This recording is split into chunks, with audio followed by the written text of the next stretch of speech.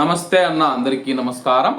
కువైట్లో పెట్టుబడులు పెట్టే ప్రవాసులకు 15 సంవత్సరాల పాటు అకామా రెసిడెన్సీని మంజూరు చేస్తామని చెప్పేసి కువైట్ కేబినెట్ ఆమోదం తెలిపిన విషయం అందరికీ తెలిసిందే. ఈ నేపథ్యంలో ఆ యొక్క రెసిడెన్సీని పొందేందుకు కొత్త నియమ నిబంధనలు అయితే అధికారులు ప్రకటించారు.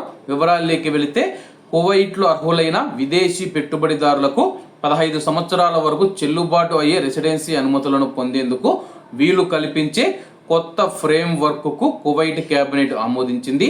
ఈ కొత్త నిబంధనల ప్రకారం ప్రత్యక్ష పెట్టుబడుల ప్రోత్సాహక కమిటీ సిఫారసు ఆధారంగా మినిస్ట్రీ ఆఫ్ ఇంటీరియర్లోని రెసిడెన్సీ వ్యవహారాల జనరల్ డైరెక్టరేట్ 15 సంవత్సరాల నివాస అనుమతిని జారీ చేస్తుంది.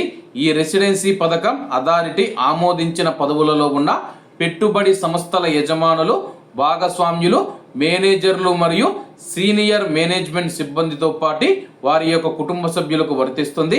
కాగా అర్హత సాధించడానికి పెట్టుబడి సంస్థ డిఐపిఏ జారీ చేసిన చెల్లుబాటు అయ్యే పెట్టుబడి లైసెన్సును కలిగి ఉండాలి.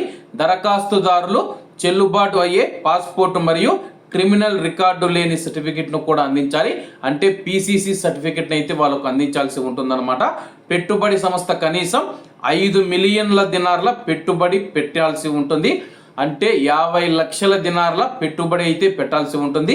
కనీసం 1 మిలియన్ దినార్ల మూలధనాన్ని కలిగి ఉండాలి. కనీసం 10 లక్షల దినార్లు మూలధనం కలిగి ఉండాలని చెప్పేసి అవసరమైన అన్ని పత్రాలు సమర్పించిన 5 పని దినాల లోపు 5 వర్కింగ్ డేస్ లోపు డిఐపిఏ దరఖాస్తులను సమీక్షించి నిర్ణయాన్ని జారీ చేస్తూ ఉంది. ప్రస్తుతం 50 లక్షల దినార్లు ఖర్చు పెట్టేసి పెట్టుబడులు పెట్టేసి కువైట్లో ఎవరైతే వ్యాపారం చేస్తారో అటువంటి వారికి మాత్రమే 15 సంవత్సరాల అకామా ఉంటుంది. అలాగే సాధారణ ప్రవాసులకు 5 సంవత్సరాల వరకు అయితే ఖాదీం వాళ్ళు కావచ్చు, సూన్ వాళ్ళు కావచ్చు, వాళ్ళకు 5 సంవత్సరాల వరకు అకామాను మంజూరు చేస్తామని చెప్పి అధికారులు తెలిపారు.